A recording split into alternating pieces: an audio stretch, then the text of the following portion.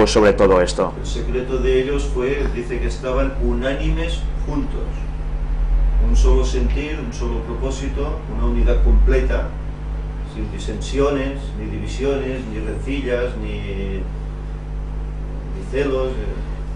Para que eso sucediera había una cosa que era necesaria además, que tuviesen en común el qué, doctrina, una misma creencia. Tener una misma creencia, una misma doctrina, es lo que hace que no haya tantas divisiones, porque automáticamente si hay distintas formas de creencia es cuando surgen los primeros problemas. Entonces, por eso entenderéis que el apóstol Pablo decía que hay que procurar la sana doctrina, porque hay doctrina que no es sana y esto causa la división. Entonces, mirad si esto es importante a la hora de empezar a pensar cuáles son nuestras creencias. Si se puede permitir que haya entre el pueblo de Dios personas que están creyendo cosas que están fuera de lo que realmente es. Pero bien, vamos a seguir y ahora sí que entramos en el texto del versículo de memoria. Al que encubre sus pecados, o el que encubre sus pecados, ¿qué le pasará? No prosperará, mas el que los confiesa y se aparta, alcanzará misericordia. Y el texto se halla en Proverbios 28:13. ¿Es cierto que el que encubre sus pecados no prosperará? ¿No prosperará dónde? No prosperará en este mundo. En el venidero. Porque en este mundo hay mucha gente que prospera.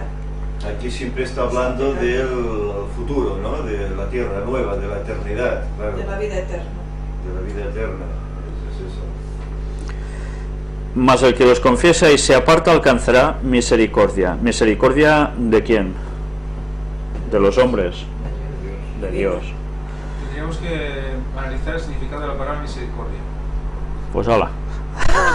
Te ha tocado. ¿Qué quiere decir misericordia?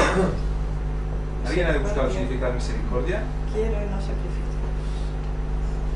Misericordia es recibir más de lo que mereces.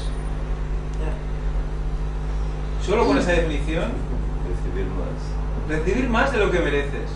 Solo con esa definición, creo que encontramos la lección de una manera diferente. Vale, Ya ves el concepto de dónde va el tema. Como pecadores merecemos la muerte y Él nos ofrece la vida eterna. O sea que es una palabra, hay unas definiciones en la Biblia, hay palabras que quizás las leemos y bueno, sabemos que más o menos quiere decir que bueno, que es bueno, que te da lo que necesitas y tal, pero te da más de lo que mereces. Esto nos lleva como cuestión gráfica a pensar en la típica película del que ha hecho lo malo y sale el otro con la espada y se lo va a eliminar o lo va a sacar del mapa y el otro, por favor, misericordia. Y claro, ¿qué se merece? Es la muerte, pero en cambio el otro le perdona la vida. Por tanto, le da la vida. Pues bien, es lo mismo que la palabra bíblica. Ese es el resultado de lo que nosotros nos merecemos, la muerte, como decía Monse, la muerte por el pecado. Pero en cambio Cristo nos da la vida. Y además nos la da, ¿de qué modo? Pero no nos la da de cualquier manera. No nos da una vida hasta que te toque morirte, ¿no? Sino que nos la da eterna. Y además, ¿a cambio de qué? De nada, porque es un don inmerecido que nos da gratuitamente por la gracia, por su gracia, porque a Él le place. Y porque murió por nosotros. O sea, además da su vida por nosotros. Esto nos tendría que hacer pensar y mucho, porque realmente cada vez que vamos a pecar, a veces deliberadamente, fuésemos conscientes de que Él va a dar su vida por nosotros en esos momentos, ¿lo haríamos o no lo haríamos? Pues es algo que debemos tener siempre presente. Pues aquí en la lección nos habla del arrepentimiento precisamente como un don de Dios. Y vamos a centrarnos precisamente en el episodio de Pentecostés. Antes hemos dicho que los discípulos, durante un tiempo, mientras Jesús estaba con ellos, disputaban por quién sería el mayor entre ellos. Y llega un momento en que Cristo es crucificado y ellos ¿cómo se encuentran? Desamparados, ¿no? Son 12 y más gente que seguía a Jesús, pero se encuentran desamparados, se encuentran además rotos, frustrados de sus expectativas. Pero pasa algo, y es que se reúnen en un lugar, y están reunidos en Pentecostés. ¿Por qué? ¿Porque iban a celebrar algo o por qué están reunidos allí? Son reunidos por miedo, creo. ¿Por miedo a qué o a quién? A los mismos Sálida. judíos. A que los persiguieran a ellos también. Como A la muerte. Claro, tenían miedo de que los eliminaran, tenían temor a los judíos. Mirad que es curioso que no dice que tenían temor o miedo a los romanos, que fueron los que crucificaron directamente a Cristo, sino a los judíos. ¿Por qué? Pues porque sabían que los judíos, los fariseos y demás, habían incitado a los romanos para que crucificaran a Cristo. O sea, no tenían temor del verdugo, sino del que daba la orden al verdugo. ¿Y esto qué provocó en ellos? temor. Y que se juntaran todos. Escuché también para Oración. sentir un poco de... A ver, para buscar sentir a un poco Dios. de compañía unos con otros, los mismos que... Claro, juntarse personas que creen en lo mismo siempre alivia lo que sientes. Es una medida de fuerza también, ¿no? El sentir humano, no sé si os dais cuenta, y lo tenemos a veces gráficamente explicado en películas, pero en la historia sobre todo, cuando hay algunas personas que pertenecen a un cierto grupo de algo, sea de etnia o sea de creencia, automáticamente cuando hay un problema hacia ese grupo o hacia esa forma de ser o de haber nacido en algún lugar, automáticamente eso ¿qué implica? Que entre ellos hacen piña, se juntan. Es un sentimiento totalmente humano que en vez de afrontar las cosas cara a cara individualmente, buscamos formar parte de un conjunto. Esto en psicología parece ser que se estudia mucho, ¿no? El sentido de que las personas tenemos necesidad de grupo, como si estuviésemos creados así. Fijaos, ¿por qué a veces hay dos personas que entre ellos no se soportan, pero resulta de que son del mismo equipo de fútbol, y cuando alguien les dice algo contra su equipo de fútbol se juntan y van a una contra el infeliz que les ha dicho algo? ¿Por qué? Porque hay ese sentir de que unidos podemos algo, estamos arropados. Se sienten más fuertes. Había una Claro. fuerza, sí. Pues Popular. esto es psicología humana. Por tanto, esto también pasa en el sentido religioso. ¿Qué pasó con los judíos? ¿O qué pasó con los valdenses? Iba a decir los judíos en la Segunda Guerra Mundial, pero recordemos los valdenses. ¿No se reunían juntos los sábados en una cueva hasta que los pillaron a todos? Sí, sí. ¿Y por qué se reunían todos juntos sabiendo que se los podían matar a todos? Que es lo que efectivamente llegó a pasar. Pues porque tenían esa necesidad de estar unidos. Y resulta de que cuando están en Pentecostés, allí empiezan a jugar al parchís, a la oca, a los dados y se distraen. ¿Hacen eso? No, al contrario. Dice que estaban juntos orando, ¿no? O sea que se dejan de toda cosa liviana y banal y se centran en ¿qué? El poder de la oración. Pues mirad si era importante que ellos se diesen cuenta de su inutilidad en esos momentos y de que no eran nada ante un grupo mucho mayor que los podía matar en un momento, que eso provoca en ellos, junto con la pérdida de Cristo, el que verdaderamente noten que necesitan algo. Yo pienso que también esos eran momentos en los que ellos debían de estar haciendo como un recordatorio de todo lo que había acontecido desde que habían conocido a Jesús hasta que Jesús lo habían crucificado y todo eso. Y se empezaban a dar cuenta de algunas cosas. Y entre esas cosas estaba el que Jesús siempre les había estado enseñando, de que de que la unidad con él, la unidad con el Padre era indispensable para poder pasar todo aquello que tenía que pasar, y por tanto ellos también debían de seguir ese camino. Sí, realmente fue así. Entonces, cuando ellos... ¿Volvías de algo? Sí, de todas maneras, cuando Jesús asciende a los cielos, les dice que permanezcan en Jerusalén. Solo en Jerusalén. Y ahí estaban todos, y había como 500 en ese entonces, ¿no? Aproximadamente, como 500 creyentes, ¿eh? Y dice que estuvieran allí hasta que fueron bautizados por el Espíritu Santo dentro de no muchos días, les dice Jesús, ¿eh? Es decir, ellos tenían esa promesa ahí. Hay que permanecer juntos en Jerusalén hasta que llegue ese algo especial que Jesús nos ha prometido, ¿no? Por eso la razón de ellos de orar, pidiendo pues esa unidad, pidiendo esa lluvia prometida por Jesús, etcétera, hasta que llega, ¿no? De todas formas, ¿no creéis que a lo mejor esos 500 que dices tú ya habrían menguado? No, habrían algunos ya que ya se habrían echado atrás después de los últimos acontecimientos de Cristo crucificado y todo eso. Podría ser que algunos pudiesen estar bastante alejados por miedo a todas las circunstancias, ¿no? Pero sí que es cierto que al menos si nos centramos en el núcleo que estaba allí reunido en el aposento alto, estos sí que tuvieron muy claro que habían presenciado que Jesús había ascendido al cielo, y habían tenido muy claro las palabras, como ha dicho Josep ahora, que Jesús les transmitió de que estuvieran juntitos esperando algo, y ellos hicieron caso. Mirad si es importante, porque si ellos no hubiesen hecho caso de Jesús, de que estar todos juntitos, ¿hubiesen recibido el derramamiento del Espíritu Santo? No, porque hacía falta un nexo de comunión entre todos. La Iglesia, en verdad, debe ser eso, un nexo de comunión entre todos. Aunque ya sabemos que el diablo tonto no es, y haría algo para evitar que eso fuera así.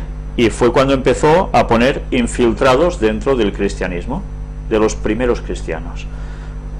Una cosa que creo que es importante remarcar es que aquí dice en el texto de Hechos de los Apóstoles, que cita Elena White, que confesaron su incredulidad.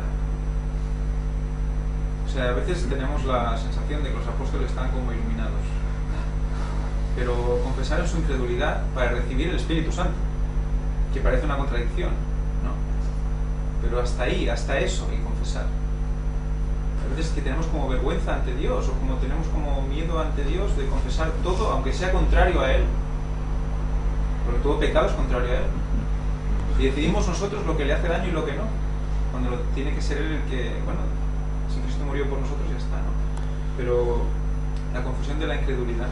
Bueno, era ponerse en sintonía con Dios. Si no hacían ese paso, no podían estar en el canal de Dios. Confieso que no creía a Jesús cuando dijo que se iba a morir, o no lo entendí, Bueno, deberían darle muchas vueltas a todos los episodios que transcurrieron de esos 3 años y medio con Cristo, hasta el mismísimo final en que se va y les dice esas palabras. Entonces supongo que evidentemente cuando había ese arrepentimiento entre ellos es porque analizaron sus propias vidas durante esos 3 años y medio de ministerio de Cristo y se dieron cuenta de que habían hecho muchas tonterías y dicho muchas cosas que estaban fuera de lugar. Y supongo que evidentemente eso les debería hacer pensar realmente en que necesitaban hacer, como dicen los textos bíblicos, una parada en el camino y ver por dónde iban, ¿no? Y a partir de allí ir hacia los caminos que de verdad le corresponden. Eran 120, ¿eh? 120, eso, sí. Vale. El capítulo 1, versículo 15. 500 eran antes, cuando Jesús dijo que coma mi carne y beba mi sangre, entonces dice que muchos al oír esa palabra dura le abandonaron. Él hizo una criba, por así decir, ¿no? Solo se quedaron los sinceros, esos 120. Vemos que una vez se han reunido, el Espíritu Santo, cuando ellos hacen lo que tienen que hacer, que es tener ese arrepentimiento y esa confesión, el Espíritu Santo es cuando se derrama. Y sabéis, como el propio apóstol escribió, y también lo dijo Elena White, las cosas que están escritas en la antigüedad son especialmente para la gente de cuando, los que han alcanzado el fin de los tiempos, o sea, para nosotros. Entonces, evidentemente de allí hemos de sacar una lección. Y esto nos debería hacer pensar como iglesia de que realmente lo que necesitamos es unión. Unión entre nosotros y tener un mismo sentir en todo con Dios. A veces eso si analizamos un poco cómo es, claro, por ejemplo, yo no puedo analizar cómo son las cosas en otras iglesias. Yo me baso en la que conozco, ¿no? Entonces, si lo analizamos un poco, aunque aparentemente siguen un mismo camino, en realidad cada uno va a lo suyo. Y en realidad hay muchas diferencias entre unos y otros, hay muchas cosas que se deberían de rectificar y que, como en el caso este del aposento alto, realmente vemos que es condición indispensable que, en primer lugar, cada uno se haga una medida en su vida y vea qué cosas pueden obstaculizar, ¿no?, el que tú vayas a recibir el Espíritu Santo. Por tanto, debe haber un arrepentimiento, debe haber una disposición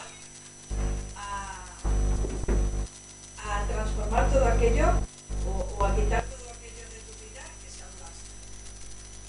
Y hasta que no pase eso, y hasta que la gente no sea realmente uno, como dice Jesús, que todos sean uno como yo soy uno con el Padre, que todos vosotros seáis uno en mí, hasta que esto no pase no habrá este derramamiento del Espíritu Santo que tanto se ha predicado y que tanto se espera.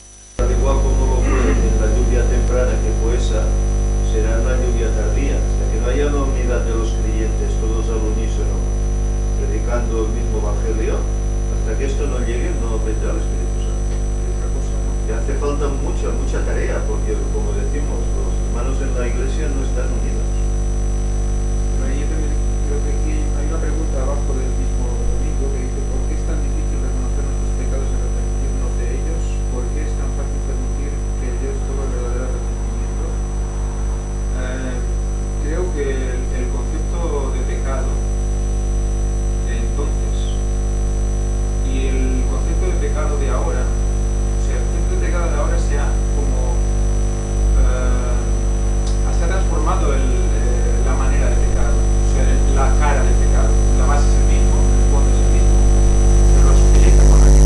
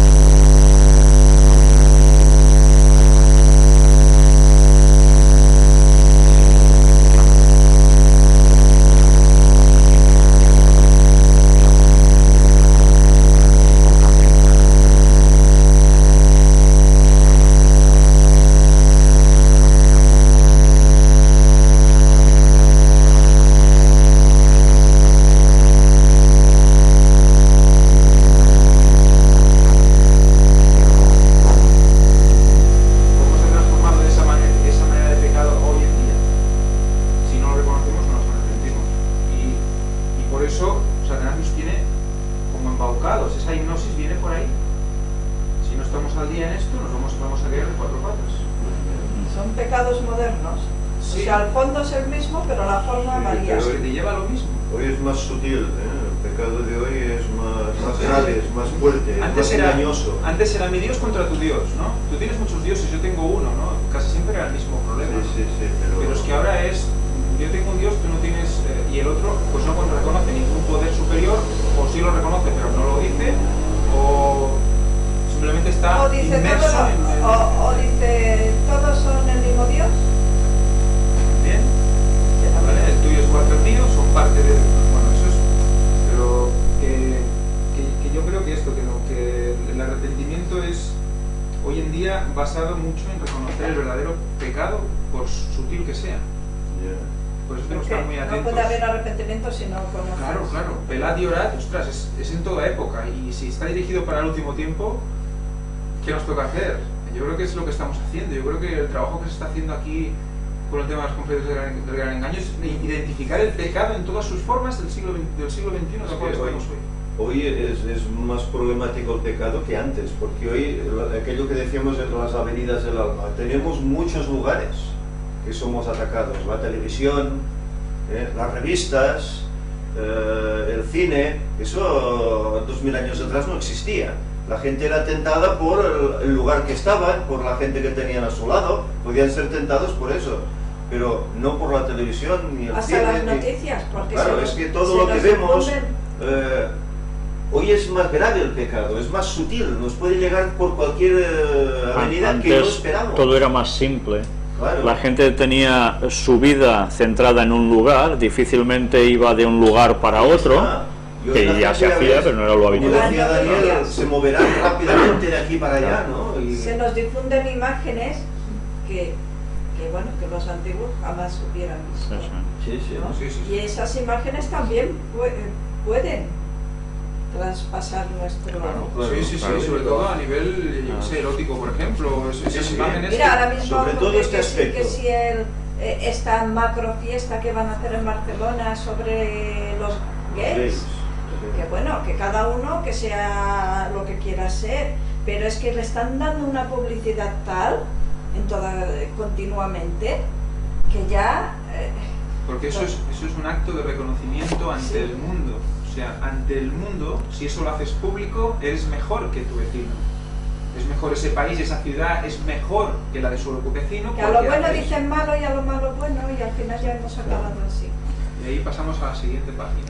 No, en la misma. Nos quedamos en la misma porque en Hechos de los Apóstoles, en el libro de Elena White, la última de las frases nos dice: cuando meditaban en su vida pura y santa, la de Cristo, sentían que no habría trabajo demasiado duro, ni sacrificio demasiado grande, con tal de que pudiesen atestiguar con su vida la belleza del carácter de Cristo. Este era el verdadero motivo por el cual ellos estuvieron preparados para recibir el derramamiento del Espíritu Santo e ir por faena. No les importaba perder su vida. Por eso no temían a nada, no temían ni por su vida, porque perderla por Cristo era ganarla, era tener la salvación ya. O sea, cuando estaban reunidos por temor a los judíos, estaban reunidos por eso también. Pero a pesar de todo, en ese proceso Eso se perdió, ese temor se se perdió. fue. Claro.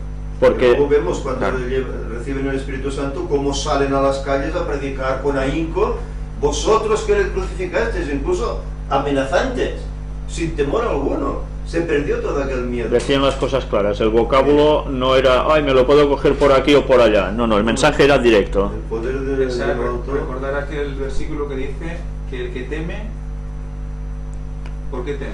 Porque no ama. No es perfecto en el amor. No es perfecto en el amor. O sea que todo el miedo hacia el mundo es porque no somos perfectos en el amor hacia Dios. Eso nos tiene que hacer pensar cada momento que sintamos miedo por algo que nos rodea. No podemos estar todo el día tristes y con miedo de cosas del mundo. El miedo es incompatible con la fe cristiana, porque si tú estás teniendo miedo de lo que hay a tu alrededor, es como estar diciendo que no tienes fe. El que fe no puede Dudas. tener, el que tiene fe no puede tener miedo, porque esa fe le afianza, No, le pero da yo una creo que seguridad. El miedo dirigido a qué? Porque tú puedes tener miedo de fallar a Dios. No, me refiero al miedo a eso Ya, que no, decías pero tú, quiero decir que Tú puedes cosas tener que miedo. pasan en el mundo. Exacto, ¿no? por ejemplo, ahora vivimos una crisis. Ostras, que mañana, ¿y qué comeré? ¿Y cómo me ganaré la vida? ¿Y cómo trabajaré? Pero no crees en el Señor, pues confía. Él te abrirá una puerta para que ganes tu sustento y sigas adelante. Ese es el miedo, ¿no? No confiar en que el Señor, a pesar de estas cosas, aún puede actuar. como si creyésemos que no nos amara lo suficiente, como después de haber muerto por nosotros y ir arriba y hacer el trabajo que hace por nosotros, que no nos pudiese ayudar ahora. ¿Qué le cuesta? Sí, hace así y ya está todo resuelto. Y ahí está la prueba. Yo creo que esa es la base de todas las pruebas de que cómo Dios actúa en nuestra mente. Pues haciéndonos ver que si aplicamos la fe a nuestra vida vamos a pasar por ahí como si nada. Pero nos hacemos una montaña muchas veces de un grano de arena y nos deprimimos por un grano de arena y luego llega la solución, respiras tan hondo que te pones enfermo porque has estado en estrés durante una semana y luego te venga un bajón y te coges una fiebre. Y es ahora que tenemos que comenzar a aprender estas lecciones, Sí, claro. porque esto irá más y hasta que llegará un punto que nos perseguirán, y si ahora no hemos vencido estos pequeños temores, ¿qué haremos luego? Cuando se nos eche la gente encima, ¿qué haremos luego? Es como el caso No, de Abraham. Reniego de mi fe, ¿no? Es como el caso de Abraham cuando Dios le mandó que sacrificara a su hijo, ¿no? Y su hijo le iba preguntando, bueno, ¿y dónde está él?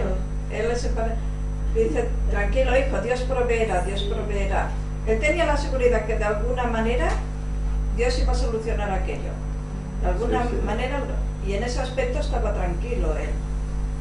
¿Cómo estaríamos nosotros en ese caso? O en cualquier caso. Es la seguridad que da la fe. Por eso se le llama el padre de la fe. Es la seguridad que da la fe. Pero claro, si nuestra fe es floja, si nuestra fe no es auténtica, pues podemos estar así. Eso nos lleva a la definición del verdadero arrepentimiento del lunes. No lo que decíamos ahora Digas. No, digas. No, a ver, que lo que decíamos ahora, del miedo a Dios o del entristecernos por, ¿no? ¿Tú te entristeces por el mundo o te entristeces por Dios? Por no servir a Dios o porque crees que no estás haciendo lo correcto hacia Dios, ¿no? Aquí habla de la tristeza según Dios, que es para qué? Para el verdadero arrepentimiento, ¿no? Pues eso es lo que dice. Sí, no. Produce arrepentimiento para salvación. La tristeza según Dios produce arrepentimiento para salvación. O sea que no habla de una tristeza depresiva, de un estado de melancolía constante. Es una tristeza en el sentido de que tú intentas vivir tu vida conforme a Dios y tienes, pues, problemas. ¿Y por qué? Porque tú quieres seguir a Dios y el mundo, pues Satanás quiere que a través del mundo tú no sigas a Dios. Por lo tanto, estarás en una cierta tristeza si ves que te está separando, porque tú tienes la vista fijada en Dios y como ves que te está separando, lo identificas y dices, yo quiero estar con Dios, y ves que te estás yendo y te entristeces porque tal, y entonces pides perdón. Es que en la base del arrepentimiento, cuando te das cuenta si es falso o bueno, es cuando tú pides perdón. ¿A quién se lo pides? Y a veces también puedes sentir tristeza porque sientas que no estás haciendo suficiente la obra del Señor. Bueno, es eso. Eso Sí. también puedes es tener esa eso. sensación, Sí, ¿no? de hecho la obra es... Y ostras, que yo podría estar hacer más de lo que hago, y esa sensación, ¿no? Pero que no es mala tampoco, porque es una sensación que te mueve a hacer algo, ¿no? Sí, pero es por la que muchos pasamos, ¿eh? Sí, claro. Claro, es que estamos diciendo esto, pero no es que seamos perfectos, o sea, lo estamos diciendo como experiencia personal. Yo lo explico como experiencia personal. Sí. Ya. Yo esto lo explico porque lo sufro cada día, que dices, ostras, ¿cómo es posible que se supone que somos cristianos? Se supone que... Y estamos aquí pendientes de cosas que sabemos que van a proveer, sabemos que esto proveerá, que Dios proveerá, y estás aquí Bueno, también somos preocupándote, humanos. que no estás viviendo al día a día con tus hijos, que no lo estás disfrutando de tu relación con tu familia porque estás pensando en no sé qué, pero si te lo no vives, y pierdes y pasa el tiempo volando, o sea, te pasas 3 días preocupado y no te das cuenta, no te das cuenta, es porque tienes la mente ocupada en eso. Si haces lo mismo, pero con Dios también pasa volando, pero es para bien, porque aceleras la venida de Cristo. Pues vamos a ver la vida de Pablo, porque resulta que Pablo tuvo un arrepentimiento. ¿Y en qué momento Pablo se arrepiente de algo que ha hecho mal? ¿Lo recordáis? Bueno, tiene aquella conversión en el camino a Damasco, ¿no? y una vez tiene esa conversión por la aparición de Cristo, después él, ¿qué va haciendo a partir de allí? Mirad cómo en más de una ocasión el apóstol Pablo en sus escritos manifiesta que él había hecho un cambio a partir de ese momento, describiendo su encuentro con Cristo, y da una descripción en el fondo de arrepentimiento, porque él creía en verdad que además hacía algo bueno cuando no estaba haciendo algo bueno. O sea que eso aún va más allá de lo que a veces nos pasa a nosotros, que nos arrepentimos porque hemos hecho algo malo, pero él creía que estaba haciendo algo bueno. Era noble, en ese fondo era noble, pero se arrepiente, y su testimonio muy continuamente versaba precisamente en ese encuentro con Cristo, que a partir de allí él se transforma, ha hecho un arrepentimiento primero.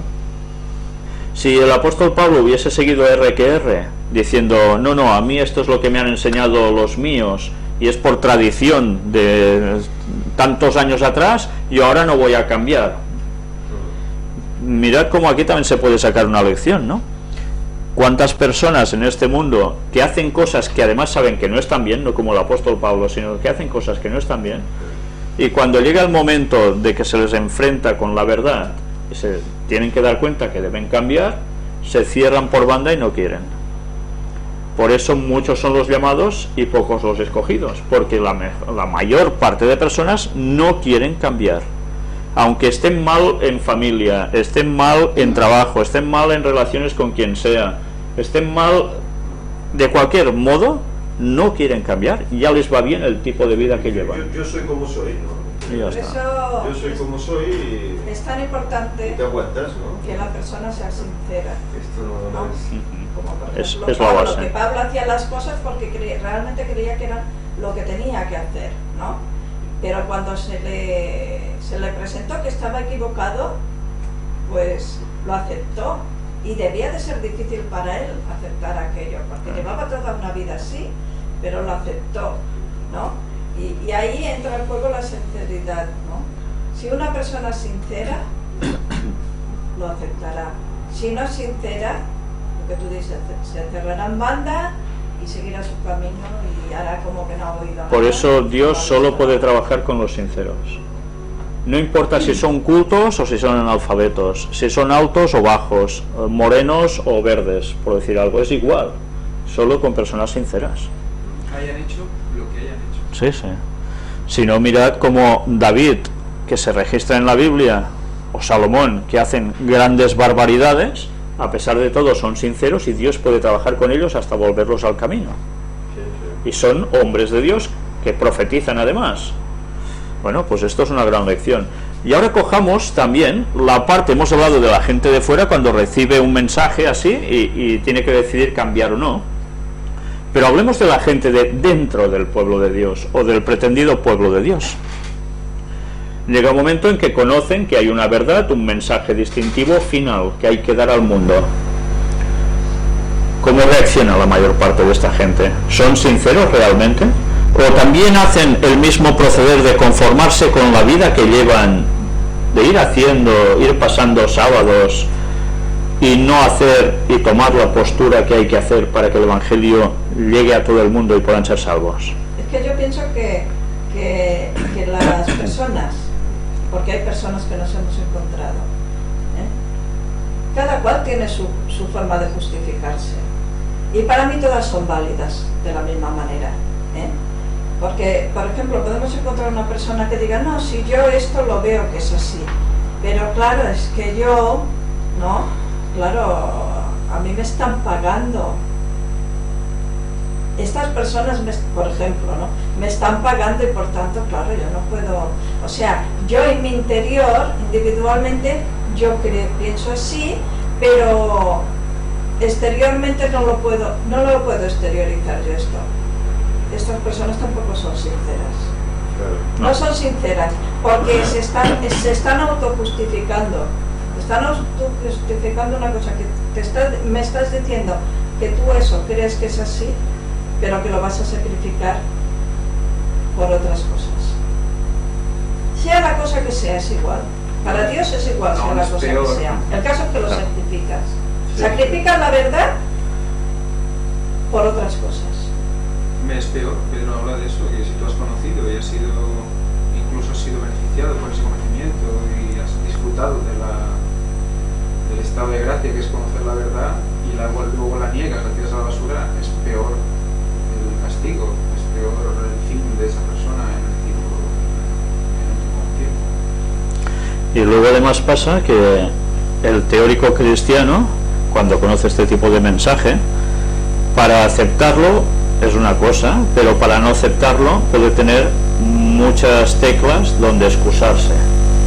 Os digo esto porque precisamente esta semana una persona que se bautizó hace relativamente poco en Córdoba me escribió de que fue a Entre Peñas, en Guadalajara, un lugar donde la iglesia tiene un entorno, donde hace actividades, y no sé a qué tipo de charlas fue allí, pero dice que todo iba muy bien, era todo muy bajo, hasta que alguien le preguntó, sorprendidos evidentemente, porque ya sabéis que no es normal que un autóctono español sea adventista, tanto si es catalán como si es vasco, como si es gallego, como si es andaluz o donde sea. No es normal actualmente, no es lo que acuerdo. Entonces uno de los dirigentes de allí le preguntó, ¿y tú cómo has conocido el adventismo? Y entonces fue cuando le citó mi nombre. A partir de allí dice que todo cambió drásticamente. Empezaron a decir de todo, y además, para rechazar el mensaje, porque saben más o menos algo del mensaje, no van contra el mensaje directamente, porque no tienen facultad de argumentos, sino que van contra el desgraciado infeliz que lleva el mensaje, que a su vez, gracias a Dios, es feliz por todo lugar. Y le empezaron a decir de que Víctor Sandersens, si ese predica contra esas cosas, contra la masonería y demás, o sea, ya veis, no tienen ese concepto, no va a nada más. Porque él resulta de que su mujer se fue con un Illuminati, y a raíz de eso, pues, yo hablo contra todo esto, resentido, ¿sí? Como dolido. Claro, cuando una persona no conoce mi vida anterior, pues no sabe que yo desde que conocí a un masón que era mi jefe, un caballero Rosacruz con 18 años, yo empecé a saber cosas de la masonería, a cuajarlo por los escritos de Elena White, más Apocalipsis 18, y darme cuenta de que eso era vital en el último tiempo, y Dios me puso una persona para empezar a conocer estas cosas. Y a partir de allí, ya con 18, 19 años, empecé a hablar de estas cosas. Yo me quedé sin esposa porque se fue con el otro cuando yo tenía 40 años. Justo el día que hice 40 años se fue. Entonces, evidentemente, no se puede decir que yo hablaba con resentimiento, porque la que era mi esposa en esos momentos, mi exmujer, también hablaba conmigo y hacia los demás de lo mismo, a mi lado. Participaba de esto. Por tanto, ya veis, primer argumento absurdo, pero que alguien ha difundido, y conozco a alguno que lo ha difundido, y la gente ha preferido creer eso que no aceptar el mensaje. Y bueno, siempre hay que buscar excusas, siempre. Luego, ¿qué dicen? No, es que este predica contra la iglesia porque está resentido porque lo echaron. Y dices, bueno, es que este señor tampoco ha oído las grabaciones que hay de cuando daba cultos y yo estaba dentro de la iglesia desde toda la vida, que ya decía ciertas cosas. Entonces, ¿qué quiere decir? Que prefieren creer una mentira que a la verdad, para tener una excusa, rechazar el mensaje. No digo esto para que me tengáis pena o compasión, sino porque sencillamente el que da el mensaje es el que va a recibir las tortas, eso está claro. Y es la excusa para rechazar ese mensaje. Esto es una falta de sinceridad y de honestidad por parte de las personas que critican. Porque antes de criticar, dice, ve y ponte a paz con tu hermano. Es decir, que lo suyo sería que se pusieran en contacto directamente contigo, oye hermano, yo he oído de ti esto es verdad. Solo ha habido dos personas que lo han hecho pues, esto. saber las cosas, pero no es que me han dicho que el hermano tal, me lo creo. Otra cosa Pero que han... esto no es sincero, no es cristiano, no es Es honesto. que eres un antitrinitario. Ah, sí, Y también. eso yo a un pastor se lo dije, digo, están diciendo por ahí que es un antitrinitario, digo, y eso es falso, totalmente falso. Sí, sí. Y también se ha discutido por todos. Pues esto demuestra que la fe de muchos está bajo cero. Bueno, porque no interesa, porque saben que si aceptan este mensaje, ellos tienen que cambiar su vida, tienen que orientar el mensaje al fuera de otro modo, y eso sabe que les puede llevar problemas dentro y fuera de la iglesia, por tanto no quieren. Pues bueno, es normal, lo han hecho conmigo, pero es que lo van a hacer con cualquiera de vosotros que digáis estas cosas. Entonces, bueno.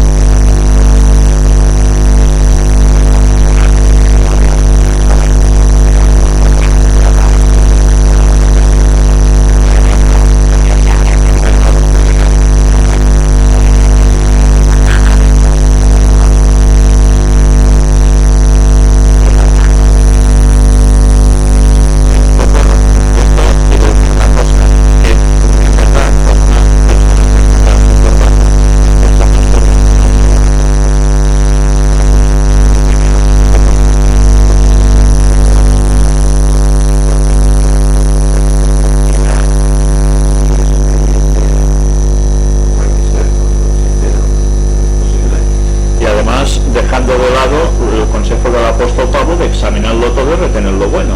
Analiza un mensaje, si ves que esto es verdad, cógelo, o si es solo una porción, cógelo, pero el resto, si es malo, deséchalo. Pero examínalo. Si no lo examinas, ¿cómo vas a saber si es bueno o es malo? Lo mismo que me ocurrió a mí con este grupo luterano, ¿no? Que todo iba muy bien, y un día empezaron a hablar acerca de Elena de Guay y de la Iglesia Adventista. Elena de Guay dijeron que si era masona, que si era satanista, que si era no sé qué, que si era no sé cuánto, ¿no? Y yo les puse una serie de escritos de Elena de Guay hablando acerca de la masonería, de las secretas, hablando acerca de la Biblia, hablando acerca de esto. Y ahí se acabó la relación. ¿Por qué? Porque no eran personas sinceras. Porque si tú les demuestras con sus propios escritos que Elena de Guay estaba en contra de eso, no pueden replicarte, es que no pueden replicarte y no me replicaron. Simplemente me quitaron al grupo. Y ya está. O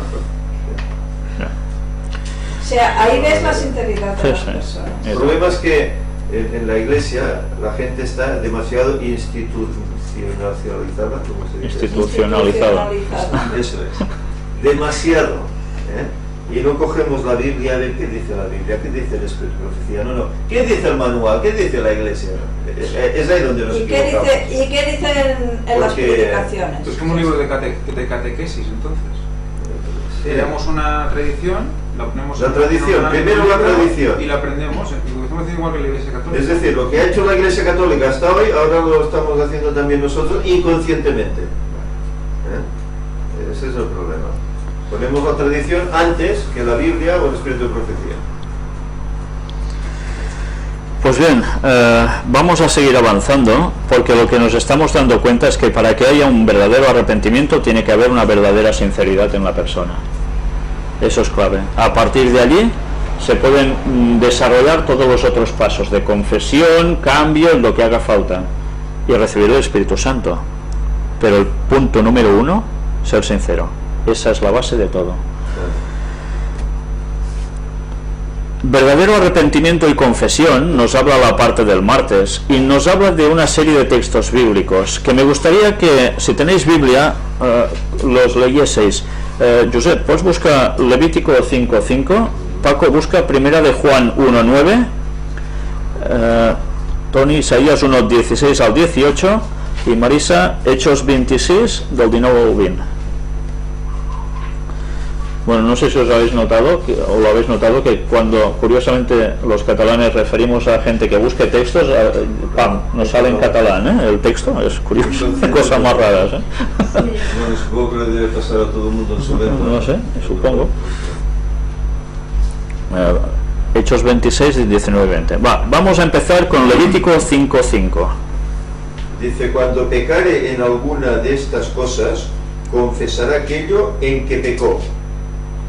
Pero aquí está hablando de la confesión de una falta. De Específica.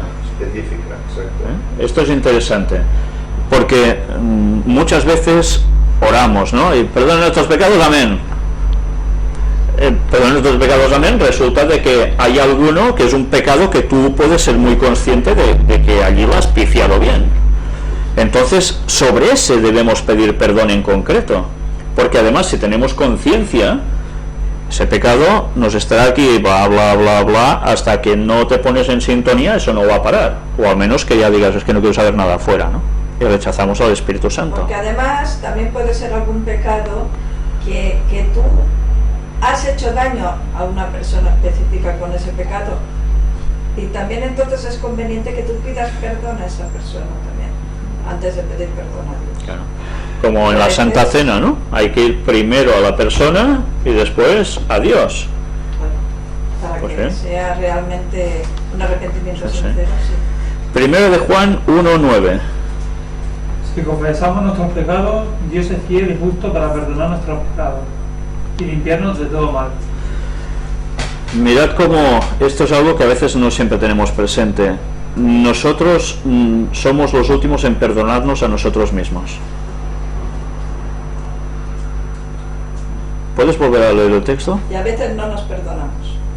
Si confesamos nuestros pecados, Dios es fiel y justo para perdonarnos nuestros pecados y limpiarnos de todo mal.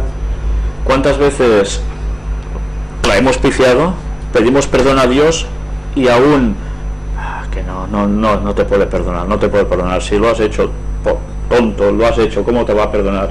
Y esos pensamientos a veces vienen a la cabeza. Satanás es especialista en eso, en torturarnos para que digamos, bueno, pues nada, paso ya de todo y sigo otra vida. Bueno, pues hemos de aprender a reconocer que verdaderamente Dios nos puede perdonar todo, pero que evidentemente hemos de intentar procurar estar con Él para que no volvamos a caer. Isaías 1 del 16 al 18. Lavaos y limpiaos, quitad la iniquidad de vuestras obras de delante de mis ojos, dejad de hacer lo malo, aprended a hacer el bien, buscad el derecho, socorred al agraviado, haced justicia al huérfano, amparad a la viuda. Venid luego, dice Jehová, y estemos a cuenta, aunque vuestros pecados sean como la grana, como la nieve serán emblanquecidos, aunque sean rojos como el carmesí, vendrán a ser como blanca lana. ¿Os habéis dado cuenta que en estos tres textos prácticamente se mezcla el asunto del arrepentimiento con además el hacer algo por los demás?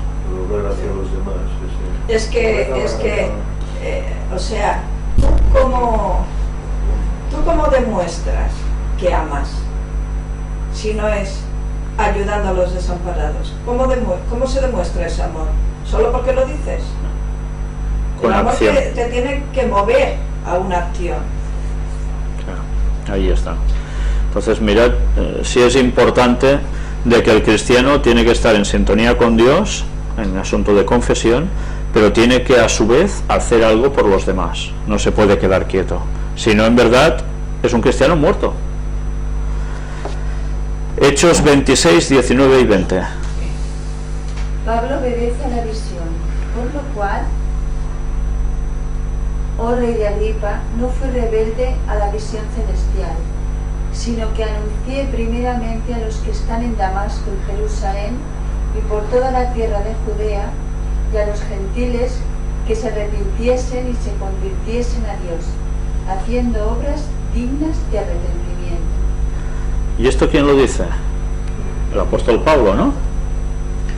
Mirad cómo primero se arrepiente él, hace los cambios pertinentes en su vida y ¿qué empieza a hacer? Obras dignas de arrepentimiento. Y eso hace que los demás también. Claro.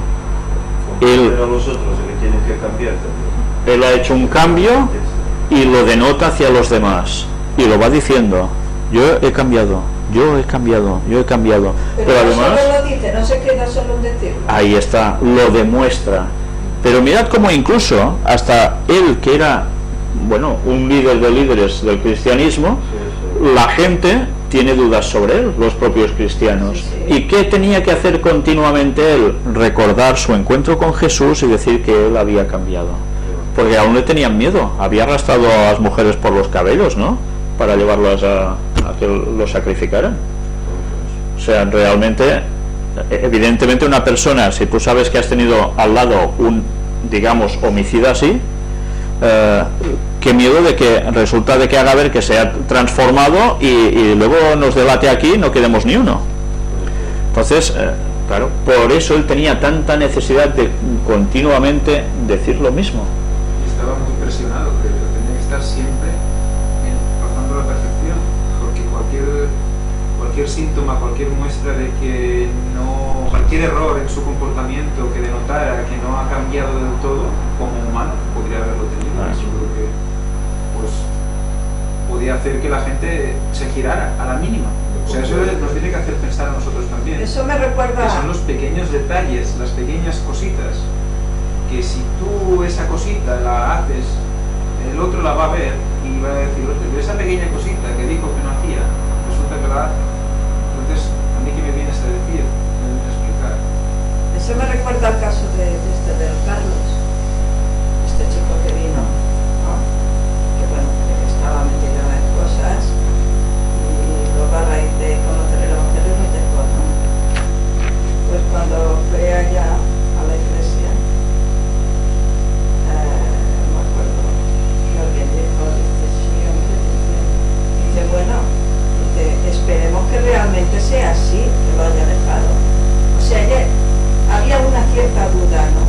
Había una cierta duda de que realmente fuera una conversión genuina, ¿no?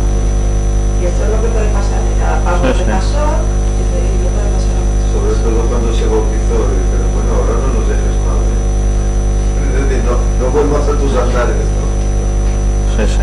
Cuando tantas veces se deja mal los propios que ya están dentro, ¿no? Ya están contentos. En fin.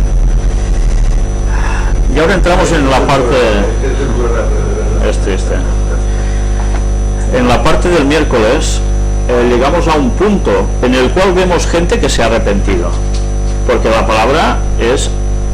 se arrepienten, pero resulta que se arrepienten en modo distinto a los que hemos visto hasta ahora que se han arrepentido. Y tenemos, por ejemplo, el caso de Faraón, el caso de Balaam, el caso de Saúl y el de Judas. ¿Qué pasó con Faraón? ¿Recordáis cuál es su arrepentimiento? ¿O no se arrepiente de nada Faraón? Sí, se arrepiente de haber dejado escapar por Eso se arrepiente. Eso sí que se arrepiente. Ese fue el verdadero arrepentimiento que tuvo, ¿eh? Los otros no contaban en verdad, ¿eh? No se convirtió, a pesar de ver todas las maravillas que Dios hace en el país, es decir, caray, Dios es Dios, pues... Se había forzado a dejar al pueblo, pues no. pero más que nada no era un verdadero arrepentimiento como se ve luego, sino que es por las cosas que le estaban sucediendo. No, pero fíjate que dice, bendecidme también a mí. Sí, el ego, ¿no? Bendice tú, bendíceme a mí. Hazlo tú. Yo no, hazlo tú. Tú ora a tu Dios para que me bendiga y yo esté bien. Sí. En vez de tú mismo confesarte y decir, no, es que eso... Sí. Pero eso nos reímos ahora, pero ¿cuántos de nosotros? Bueno, pues, ostras, en vez de, antes de orar tú ya le pides a otro que ore por ti. A veces somos faraones, sí. Hay veces también, que esto es muy curioso, que una persona realmente puede llegar, pero solo en un cierto límite de tiempo, a arrepentirse de algo. Pero al día siguiente ya ha cambiado de idea. Ya no lo ve de la misma manera. Eso yo lo he visto. Y también se ve reflejado ahí. Con lo que tú has dicho, Ángel, yo recuerdo cuando pintaba, tener algún compañero, también pintor, que vamos por las obras, y bueno, sabían evidentemente lo que yo creía, pero él hacía su vida como la hacía. Y alguna vez que sabía que había hecho alguna pifia importante, decía, tú que a ti te hará caso, ora por mí. Pero él no cambiaba luego su vida, él en esos momentos tenía ese toque de arrepentimiento, pero después seguía con lo mismo, ¿no? Pero era un poco el caso del faraón, ¿no? Darse cuenta de que sí, eso es así, pero yo voy a seguir por mi parte con lo mío, ¿no? Bueno, quizás algún día esas personas también reaccionarán, ¿no? Ojalá. Pero que ya veis que hay conductas humanas que pueden hasta resultar graciosas, pero en el caso del faraón poco graciosas porque iba seguidoso de unas muertes tremendas, ¿no? Porque te puede llevar al rechazo del Espíritu Santo, que es el pecado imperfecto. Lo que le pasó al rey Agripa, ¿no? Que le dice, por poco me persuades a ser cristiano. Pero ese poco es estar lejísimo.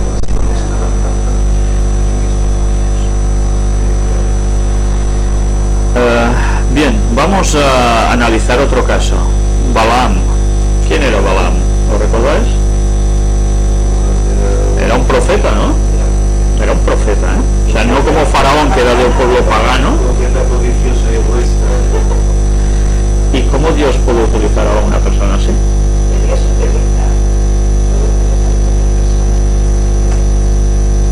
Siempre y cuando sea para dar alguna enseñanza o para... Bueno, no utilizaba también a Judas, teóricamente le hizo un llamado a Judas, Iscariote, y Judas podía haber llegado a hacer mucho, y en cambio hizo todo lo contrario.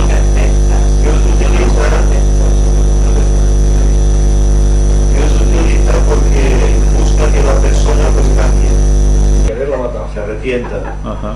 Por eso Dios utiliza hasta el último recurso, Sí, sí. el último momento. Bueno, quizás también es que Balaam no siempre andó mal. Hombre, era un profeta de Dios. Claro. Era profeta, lo que pasa es que tenía su carácter y tenía sus egoísmos, Sus envidias, tendencias, sus claro, tendencias. y si no las vencía con la ayuda de Dios, pues eso iba a predominar sobre él. Y Balaam tuvo que ir a bendecir al pueblo de Dios o a maldecir.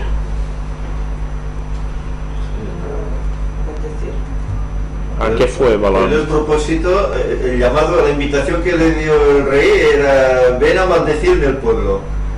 Yo te daré, sí, a maldecirlo. Y yo te daré regalos y te daré ¿De poderoso y todo lo que haga falta. Y él, bueno, la codicia de tener, pues voy para allá. Pero yo, claro, haré lo que Dios me diga, ¿eh? Pero yo, tú dame, que yo voy a... Sí, sí. Mirad hasta qué punto la codicia podía con él, que hay la famosa etapa de su vida cuando va montado encima de su asno, del burro, y ¿recordáis qué le pasa? Es la única vez después de la serpiente en el Edén que un animal habla. ¿Recordáis este episodio en la Biblia? Es un episodio súper curioso. Sí, es interesante eso. Balaam tiene que ir a maldecir al pueblo de Dios siendo él parte de ese pueblo, sobornado, le pagaban, le daban de todo, y él evidentemente no debería ir a eso, sino todo lo contrario, pero se deja llevar por la pela, ¿no? Por decirlo de algún modo, por el dinero, porque le den cosas, por estar reconocido, y va y sí, se monta en su asno para ir a maldecir al pueblo de Dios. Pero resulta de que durante el camino pasa por un lugar y el animalito ve algo que él no ve. Siendo profeta, no ve lo que ve el animal, porque estaba embotado mentalmente por el pecado que iba a hacer, que ya había dispuesto en su corazón, que era ir a maldecir al pueblo de Dios, contrariamente a la voluntad de Dios. ¿Y la burra qué es lo que ve? El animalito este que ve. Ve a un ángel con una espada desenvainada delante de ellos. Y claro, la burra se aparta del camino. Y él la azota. ¿Por qué te apartas? Venga, vuelve al camino. Y otra vez la burra vuelve a apartarse. Otra vez. Y cuando pasa por un sendero un poco estrecho, y pasa por un lugar que hay muro a la izquierda, muro a la derecha, y claro, la burra quiere apartarse, como no puede caer el muro, le aprieta la pierna contra la piedra, contra el muro, y ella, ¿no? Entonces la azota más y más, hasta que la burra ya no puede más y habla, ¿no? La burra se le gira y le dice, ¿pero tú qué? Bueno, y no le dice el nombre que tenía el animal por respeto, supongo, aún. Pero, ¿que no te das cuenta? Que yo te he servido siempre fielmente, nunca te he hecho esto. Y él habla con ella, ¿eh? Y él, como si fuera una cosa totalmente habitual hablar con un animal y que te responda, pues le sigue la conversación. Y no se da cuenta hasta que llega el momento en que evidentemente ve lo que hay. Allí se le cae el velo y se da cuenta que el ángel de Jehová está allí con una espada desenvainada. Y ¿tú qué vas a hacer? La burra le salva la vida, ¿eh? Porque Sí, el ángel iba por él, ¿eh? Porque iba en contra de la voluntad de Dios. El animal le salva la vida, ¿eh? Y claro, y eso nos podría llegar a hacer pensar de, ¿y cómo un animal puede llegar a hablar? Eso ya es otro tema, ¿no? Sí, bueno, claro. Eso ya es otro tema. ¿Cómo el animal pudo ver al ángel antes que él? Bueno, eso no es tan infrecuente porque nosotros en casa hemos vivido esas cosas con un perro. Sí, sí, vale. Pero desde luego, pensad una cosa. Que están más cerca de Dios ellos que nosotros a veces. Pero tened presente que, por ejemplo, en Egipto los gatos eran los animales que además les colgaban un atau. O sea, que hoy en la conferencia de esta tarde hablaremos sobre eso también, no sobre los gatos en concreto, pero bueno. Era la cruz, no sé si la recordáis, que es una cruz normal que arriba tiene un aro como para colgarla o cogerla del dedo, ¿no? Vale, pues el gato era considerado el animal que daba acceso directo entre el mundo de los vivos y de los muertos. Era la puerta, el gato, ¿vale? Pues bien, en este caso el animal que tenía Balaam sí que era una puerta abierta para que el otro se diese cuenta de las cosas, que mentalmente despertara, y Dios tuvo que utilizar un animal para que Balaam dejase de hacer el idem, el animal, porque lo que iba a hacer era una animalada totalmente. Y bueno, allí ¿qué sucede? Que Balaam se arrepiente de corazón por temor, tiene miedo y es cuando el ángel le dice, vale, tú vete allí, pero ahora no dirás lo que tú quieres, sino lo que yo te haré decir. Y así una y otra vez. Yo no sé si Balaam al final entendió las cosas, pero desde luego era para pensar realmente que no debería haberse puesto allí a llorar y a pedir perdón sí o sí. Desde luego que sí, ¿no? Y el caso de Esaú, ¿qué sucede con Esaú?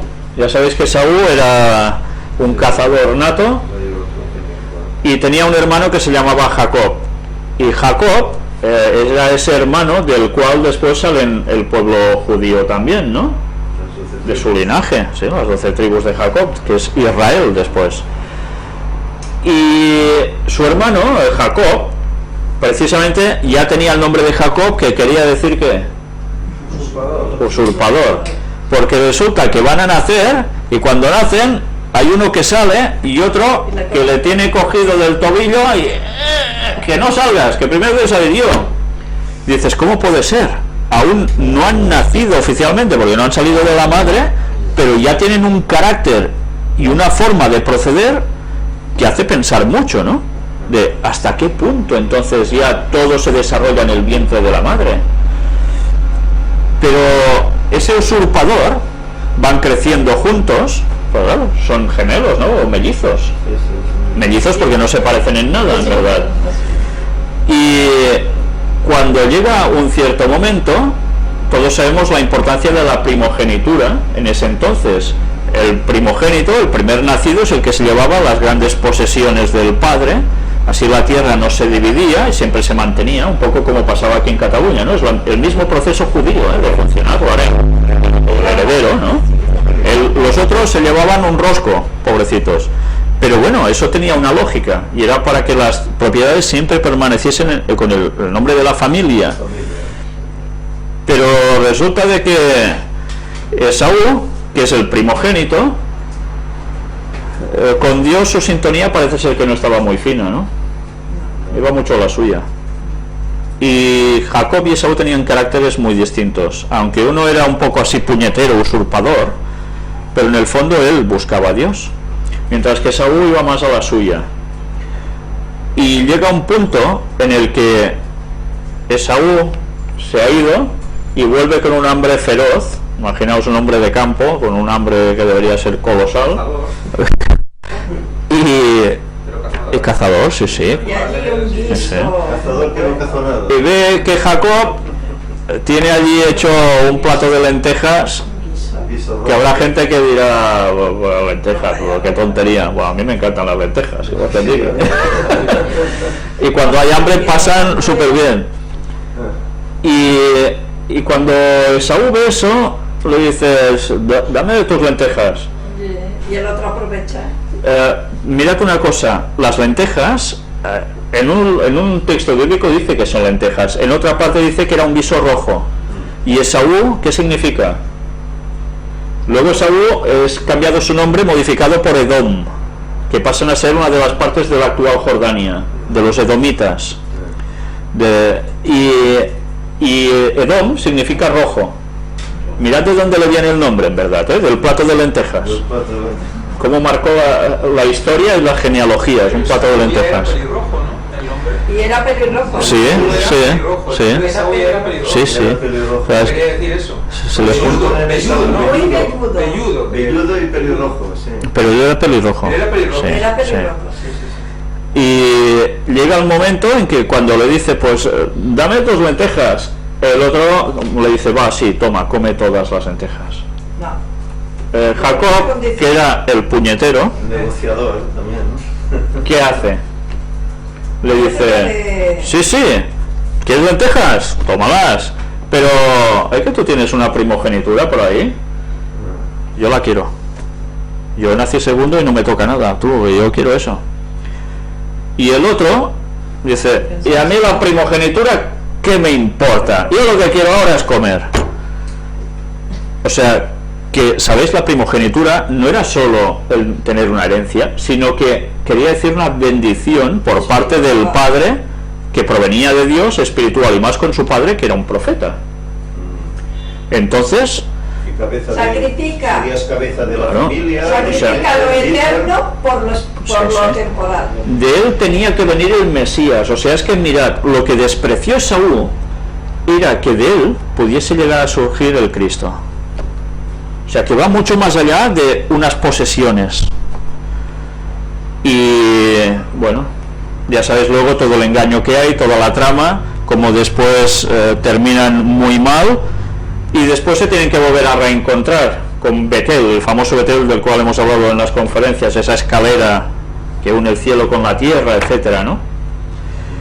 Y Esaú se arrepintió de corazón de haber hecho esta pifia. No. Bueno, luego se arrepintió, una vez estuvo harto ya ya no tenía hambre, supongo que diría, ¿pero qué he hecho? A tal punto que ¿qué decide hacer con su hermano? ¿Darle las gracias por las lentejas y ya está? ¿O cargárselo? No quiere cargarse. Sí, lo quiere matar. En cuanto su padre muera, quiere matarlo. Pero Y- ¿qué pasa después de que Después. le usurpe, ¿no?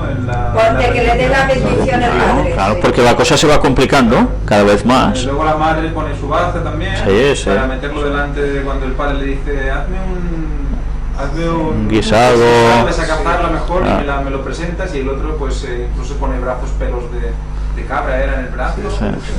haciéndose A como ver, si porque- fuera- se presenta al padre y el padre lo toca y dice tu voz no es seguro que sí, le toca además con ropa de él para que oliera igual. La madre sabía que Jacob era el más indicado para recibir esa bendición. La madre lo sabía porque conocía los caracteres de los dos. Y quiso como una manera de ayudar a que esto fuera así, como siempre pasa. Como Sara con Abraham. Bueno, sí, como Sara con Igual. Lo que Sara. hacemos Igual. nosotros, Sí, intentando ayudar a Dios, lo que hacemos es liarla, ¿no? Y una vez más, como las mujeres dicen algo al hombre, el hombre como burro, pan. Siempre se ha funcionado así en la Bueno, y historia. miras todos los Sí. patriotas, toda mi esclava, todos. Toma mi esclava Claro. y tiene un hijo con ella. Toma mi esclava, tiene los tres. Sí, sí. Y luego, ¿por qué miras a mi esclava? ¿Por qué que se mira que me...? Claro, y son actitudes que parecen una tontería. Dirá, esto es machismo. No, no, es que esto proviene de la tontería que ya pasó en el Edén.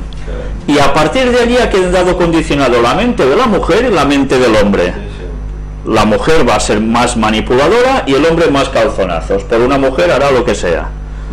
Y así es como durante la historia de 6.000 años ha pasado. Hay excepciones, evidentemente, pero hay un cierto modo de proceder que nos viene precisamente del Edén. Y eso deberíamos tenerlo presente porque también Elena White nos hace mención de todo esto. Que por tanto luchemos contra estas tendencias que tenemos los hombres por un lado y las mujeres por el otro. Por eso los hombres estos musulmanes pues quieren atar a la mujer bien atada y ponerle esos burkas y esas cosas Sometido. para que Para que no les para tenerlos dominados Tenerla dominada. y que no manden. Y vamos al episodio más conocido quizás por todos, que es el de Judas, el traidor, ¿no? Iscariote. Y Judas más o menos hace lo mismo que Pedro, por decirlo de algún modo, traiciona a Jesús. Él, uno, deja que haya un juicio y todo, no se pone por en medio, sino que niega a su Señor 3 veces. Y en cambio Judas, ¿qué hace? Es el que propicia para que todo esto suceda. ¿Y qué hace Judas? Se arrepiente de corazón cuando va a los que le han dado el dinero, esas 30 monedas de plata, las arroja allí delante de ellos, haced con ellas lo que queráis, ¿no? Y va y le pide perdón a Jesús. Se ahorca. No lo pide perdón. Va y se ahorca. Es que ya en toda su actitud ya se ve que no... Tiene una cierta actitud Cuando de arrepentimiento arroja las monedas de porque esa manera, se nota devuelve que las monedas, su carácter pero no es- acaba de completar ese proceso del verdadero arrepentimiento. Entonces Judas termina fatal. Pedro, que es un caso relativamente comparativo, termina muy bien. Porque Se arrepiente de verdad. porque quizás Judas piensa que su pecado ha sido tan grande que Dios no se lo va a perdonar, como muchas veces nos pasa a nosotros, o nos puede Perdió ocurrir. la fe, entonces. El que nosotros ponemos por encima, nos ponemos por encima de Dios y decidimos si una cosa realmente es perdonable o no es perdonable por Dios. Eso no lo tenemos que hacer nunca. No, es que Si de Dios hecho- dice que borra los pecados y que nunca se acuerda, Es que lo eso. hace. Y eso es lo que tenemos que tener Pero en el cuenta. problema de Judas es que nunca tuvo la fe, nunca. Él solo estaba en el grupo por el dinero, porque llevaba la bolsa del grupo. Y dice, según el texto, que sustraía cuando le venía bien dinero para sus caprichos. No, y la diferencia es que Pedro, después de haberla acabado igualmente, ¿no? Se arrepintió. Se arrepienten igual, ¿no? Pero Pedro Sí, dice, te da- pues mira, ahora sigo predicando porque estoy arrepentido. En cambio, Judas, en vez de volver, lo que hace es ahorcarse, quitarse la vida y ya está. Nunca había Judas tenido no esa busca a fe. Dios en su arrepentimiento. Nunca había tenido esa fe. Él iba solo por las 4 perras que tenían en Pero la es bolsa. igual, Josep. Era nada. Pero es para igual. él eso era...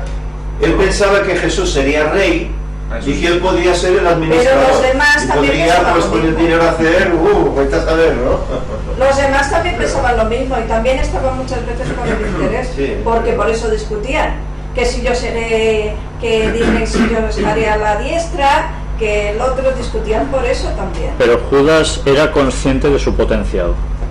Judas se reconocía a sí mismo que él era el más válido. Y de hecho Elena White también lo cita, ¿no? Sí, Que sí, Judas era claro, el mejor de todos, el que tenía más capacidades. Más inteligente. Pero en cambio, el corazón es el que lo tenía más mal de todos. O sea, ¿esto qué quiere decir? Que podemos llegar a tener muchos talentos que Dios nos ha dado, pero que si no los utilizamos por donde tienen que ir, puede ser que eso sea tu propia perdición. Porque quien más tiene en capacidades, en talentos, ¿qué dice la parábola? Más se le exige, ¿no? Sí, sí, sí. Claro. Hay que multiplicarlos. Y dar fruto. Sí, sí. Entonces, Judas es el claro ejemplo que nos deja con una claridad enorme la situación actual de este mundo. En el próximo día que tratemos en la conferencia del Gran Engaño las noticias de actualidad, vamos a pasar a una estadística de suicidios, una bastante auténtica, no solo medios que van saliendo oficiales, porque se está tapando mucho suicidio, y veréis que está subiendo una barbaridad. Dice que tiene que ver mucho, evidentemente, con la crisis. Pero ¿por qué hay tanto suicidio? Bueno, la gente está mal, ¿no? Está mal. ¿Y el suicidio en el fondo qué es? Un no acercamiento a Dios. No confiar en que Dios te puede ayudar y puede cambiar todo por ti. Y automáticamente la gente se desespera si no tiene eso, se ofusca. O también un desconocimiento, ¿no? De que Él está ahí. Claro.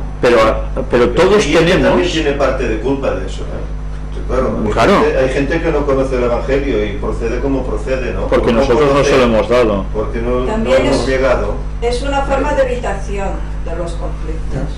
En vez de afrontar un conflicto que tú tengas, Es una cobardía. intentas evitarlo y de esa manera dices, ya no sentiré nada, ya no pensaré nada, ya no tendré que hacer ningún cambio, ya no tendré que buscar ninguna solución. Es una cobardía, pero que hay que ser muy valiente para aplicarla, El diablo también tiene que ver ahí. Sí, por supuesto. Llega un momento en que el cerebro ya se colapsa y quien manda sobre ese cerebro ya sabéis quién es. Evidentemente no es Dios. Pues bueno, sea como fuere, todo esto nos tiene que enseñar que verdaderamente hay un camino, y es el de acercarse a Dios, pedir perdón, que nos ayude en todo, porque es que en nada tenemos facultad alguna nosotros por nosotros mismos. Todo se lo debemos a Él, todo. La base está en la culpa. Yo creo que tenemos un sentimiento de culpa, de cómo afrontas esta culpa, porque hay la manía de que estamos constantemente pegándonos en la espalda, o parecemos aquellos de Semana Santa, que vamos aquí haciendo unos latigazos, centrándonos en nosotros mismos, porque si nosotros creemos que la culpa es nuestra, estamos diciendo que somos Dios, que somos capaces de cambiarlo todo. O sea, solo con ese sentimiento de culpa, de melancolía, estamos igualándonos con Dios. Nosotros no podemos ni ejecutar venganza ni nada de nada. Tenemos que ir con esa culpa de ponerla ¿dónde? En la cruz de Cristo, decir allí, mira, yo sé que tú ya has muerto por mí y por lo tanto es fácil que yo peque.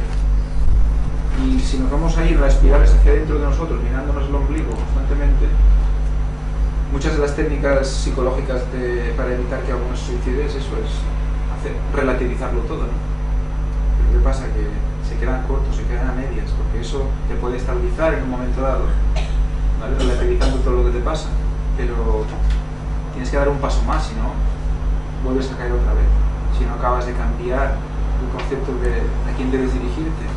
Si te quedas Es muy complicado. solamente en la mitad del camino, recorres la mitad del camino, que es el sentir que has hecho algo mal, y no vas más allá, que es el de pedir el perdón a Dios y realmente creer que una vez has pedido perdón a Dios, ese pecado va a ser borrado.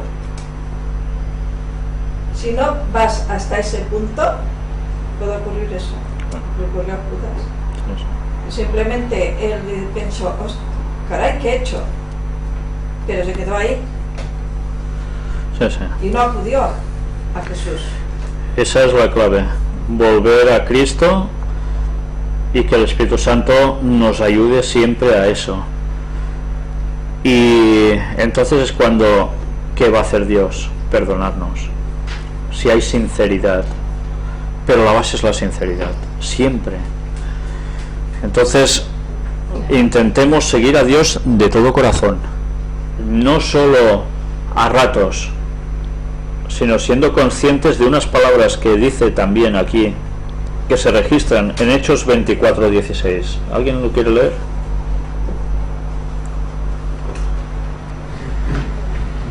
Hechos capítulo 24, versículo 16. Sí, Pablo insta a Agripa a que crea. Diciendo él estas cosas en su defensa, Festo, ¿Es Hechos 24:16? No. No, no. Por eso procuro tener siempre una conciencia sin ofensa ante Dios y ante los hombres. Este texto nos tiene que hacer pensar mucho.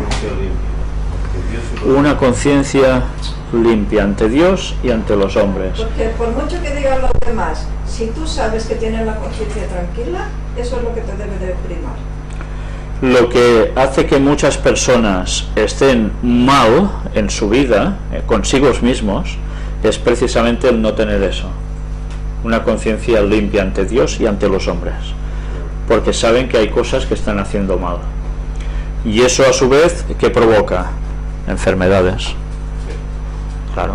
Porque tú no estás bien, las defensas te van a bajar y por algún lado o por otro vas a recibir. Enfermedades, depresiones. Cuando no tenemos suficiente confianza, cuando no nos acercamos suficientemente a Dios, puede haber muchos factores. A mí me pasó una experiencia con mi hijo tenía un dolor de cabeza, le duele mucho la cabeza, y yo lo veía ahí preocupado por algo, y un dolor de cabeza ahí que estaba medio llorando y tal, y bueno, hijo, pero no sé, yo tenía la sensación de que tenía que explicar algo y no explicar, es una persona pues Reservada. reservada, y bueno, me recordaba a mí de pequeño y bueno, sé lo que es, ¿no?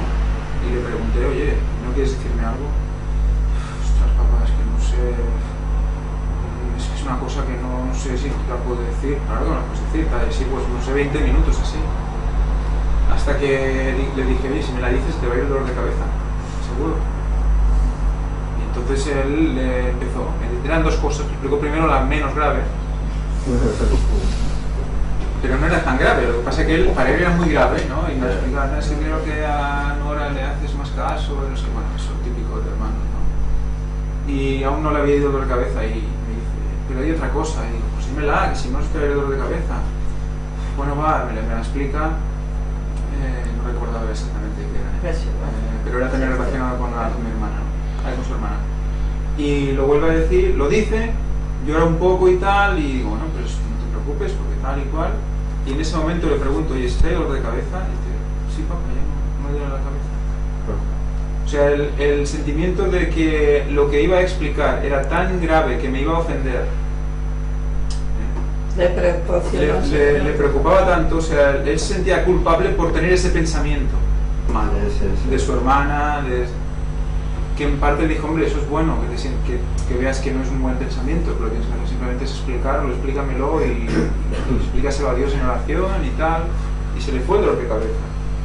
O sea que muchas veces eso que pasa en un niño, que un niño es tan sincero, tan claro, nos pasa a nosotros. Y se aprende tanto de un crío porque no está tan condicionado como un adulto. Y ves como los efectos de la confesión y los efectos de otras cosas actúan en ese momento preciso. Igual que con la medicina natural, con ciertas infusiones, con todo, actúa súper rápido porque están como vírgenes de malas influencias. Por eso Jesús decía, ¿no?, cuando se acercaba a mí, ¿qué es más sencillo? ¿Que diga tus pecados te son perdonados o que diga levántate y anda, ¿no? Como relacionando una cosa con la otra, ¿no? Por eso dice que muchas enfermedades están relacionadas con el pecado. Sanación y salvación en la Biblia muchas veces en las versiones sanación, salvación, algunas ponen salvación, otras ponen sanación. Ya hablamos de eso en algún momento y es que es una cosa totalmente paralela. Aquí en Isaías creo que es, ¿no? Habla aquí de lo que es Isaías, habla del sentimiento de los huesos, el sentido del mal de los huesos, Isaías. ¿No os habéis encontrado muchas personas que dicen de que yo llevo no sé cuántos años que no me hablo con mi hermano, o que no me hablo con mi padre, o que no me hablo con no sé quién? Están amargados. Y además lo dicen y hay como algo que los está corroyendo. Sí, se están corroyendo. Entonces dices, bueno, ¿y no es mejor llegar a perdonaros e intentar seguir un poco?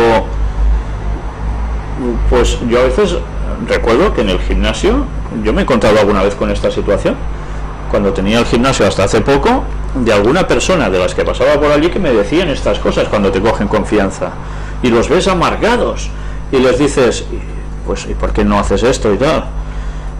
Bueno, es que ya no sé, porque yo no quiero perdonarlo, porque me lo quieren hablar, y pam, y se cierran en ese bucle, que ya no hay nada a hacer. Y otros que dicen, bueno, sí, quizás sería bueno, pero te das cuenta de que eso los está dejando mal. Se le quitaría un gran peso. Claro, porque además pensar que una situación de estas tú lo llevas dentro y como consecuencia vas a tener problemas en tu propio hogar con los tuyos, porque habrá algo que te está quemando por dentro. Lo vas a manifestar cuando vayas conduciendo, lo vas a manifestar cuando vayas a cualquier sitio, porque lo llevas dentro. ¿Y por qué se dice que solo hay la paz de Cristo, que es la auténtica? Porque nada puede dar esa paz si no es que estamos unidos con Cristo. Aprovechando que tengo aquí la matutina, ayer encontré en este libro Desde el Corazón, que es una meditación matinal recopilada de escritos de Elena White, la parte, si no recuerdo mal, del 14 de octubre, ya sé que aún no habéis llegado al 14 de octubre, pero yo como me estoy leyendo la matutina como si fuese un libro, porque pues el 14 de octubre es muy interesante. Dice, desea tener paz, considera al íntegro y mira al justo, porque hay un final dichoso para el hombre de paz. Salmo 37-37. Mirad si es importante, el hombre de paz, el que tiene paz, tendrá un final dichoso. Pero es que además durante su vida, aunque las circunstancias sean adversas, tendrá en el fondo esa paz. Y mirad qué llega a decir, que seguro que esto a Lancho le va a gustar mucho. La paz de Cristo no es un elemento turbulento e ingobernable que se manifieste en voces estentóreas. ¿A qué se está refiriendo esto? Voces estentóreas. Hay iglesias que se dicen que son cristianas, tipo pentecostal, que ¿qué hacen en las iglesias? De todo. Y eso es un shirigai, es, bueno, una olla de grillos, ¿no? Y así creen que se manifiesta esa paz de Cristo, que quedan llenos de Cristo, de ese Espíritu Santo. Pero ella dice, la paz de Cristo no es un elemento turbulento e ingobernable que se manifieste en voces estentóreas y ejercicios corporales. ¿A qué os suena esto? Voy a tener paz porque voy a hacer yoga, ¿vale? Y haré la típica postura del loto y no sé qué y no sé cuánto, y entonces la energía esa que fluye me daba la paz. En el hotel donde estábamos en Lanzarote, cada mañana hacían ejercicios de yoga para los residentes, digamos. Pues ahora esto ya dicen de que se quiere instaurar también en Estados Unidos en todas las escuelas. ¿Por qué? Para que los niños estén más calmaditos, no tengan tantas broncas en clase, no vayan a pegar tiros a nadie y esas cositas. Ahí está. Entonces, mirad cómo Elena White hablaba de y ejercicios corporales. Realmente no somos conscientes de la luz que se le dio a Elena White en detalles que son tan claros, y ahora que hemos tratado tanto en el tema de puertas dimensionales sobre esto, de cómo ya se nos estaba advirtiendo. Aquí había entrado el yoga ya. Bueno, en 1800 y algo, yo no recuerdo que en Estados Unidos entrara el yoga. Un poco después empezó todo esto.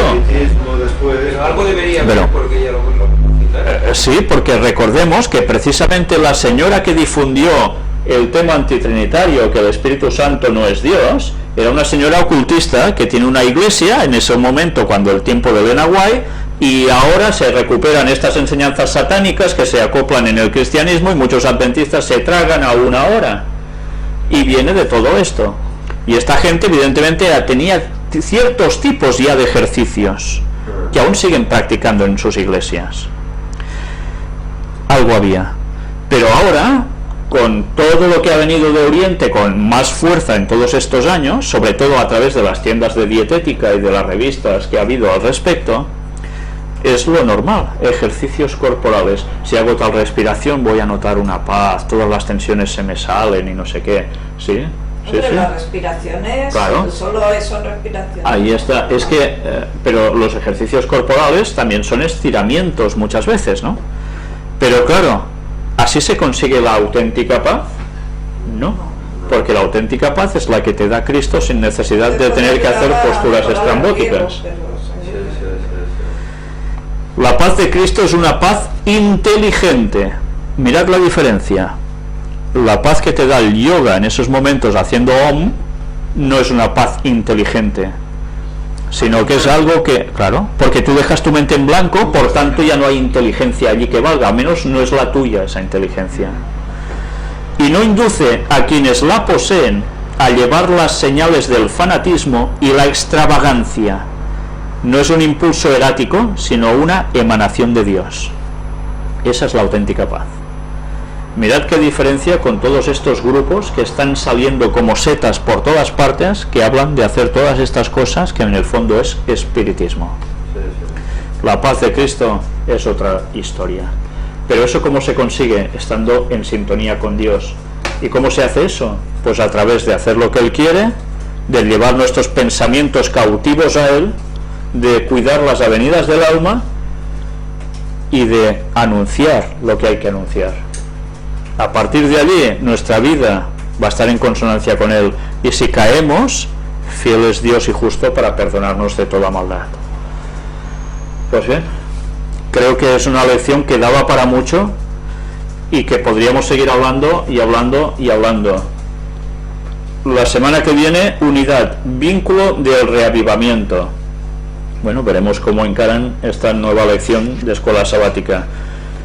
Pero tengamos una cosa presente: entre nosotros debemos estar bien. Aquí el Salmo 32 ¿Sí? es interesante, que habla aquí de El Salmo 32, lo de los huesos. de la confesión. Sí, sí. Dice, mientras callé, se envejecieron mis huesos. Sí, sí, sí, sí. Te carcoma. Es decir, que quedé Corró, carcomido. Mientras no me arrepentía, no pedía el perdón, me carcomía. Pero cuando lo hice, liberación absoluta. Es aquí lo que decía esto de los huesos. Esta es la paz que tienes después, ¿no? Gemir todo el día. Gemir todo el día. Luego otra cosa, en la última cita del viernes, cuando cita Isaías 1, 16, 17, dice, toda cosa que sea ofensiva a Dios debe dejarse. Esto será el resultado de una verdadera tristeza por el pecado. Se nos presenta claramente la obra que tenemos que hacer de nuestra parte. Y cita Isaías 1, 16, 17, y dice, lavaos, limpiaos. Apartad la maldad de vuestras obras de delante de mis ojos, cesad de hacer lo malo, aprended a hacer lo bueno. Buscad lo justo, socorredlo al oprimido, mantened el derecho del huérfano, defender la causa de la viuda. La segunda parte no lo está haciendo el Vaticano ya. Pregunto. La segunda parte ya la está haciendo el Vaticano, ¿no? Buscad lo justo, socorred al oprimido, mantened el derecho al huérfano. Sí, pero la primera también. Lavaos y arrepentíos. Sí, porque el Papa está diciendo de que no son una ONG, que está muy bien ayudar a todo el mundo que lo necesita, pero que sobre todo su base es espiritual, y que por eso están haciendo la transformación de limpieza dentro del Vaticano a todos los niveles. La parodia ya es total. La idea era exponer que lo primero es lavaos y limpiados, que hacer todo lo resto sin haber habido arrepentimiento, pues el orden en el que lo explica es muy interesante. Y luego aprender a hacer lo bueno implica aprender, implica conocimiento, implica la acción saber, viene después. y implica que mentalmente tienes que ponerte tu parte para aprender a hacer lo bueno. Tienes una cosa que también tendrás impulsos buenos, pero que tienes que poner aparte de conocimiento y de estudio de lo que es bueno. Por eso no se puede considerar una salvación por obras el que hagas algo, porque es una consecuencia de tu relación espiritual con Dios. No es una condición para que te salves, sino al revés. Pues bien, creo que ya hemos estado casi 2 horas de escuela sabática, ¿no? Sí, hemos llegado a ser 18 personas ¿Sí? 17 personas. Bueno, me quedo sorprendido. La línea de internet ha fallado, pues. Vaya. Vaya.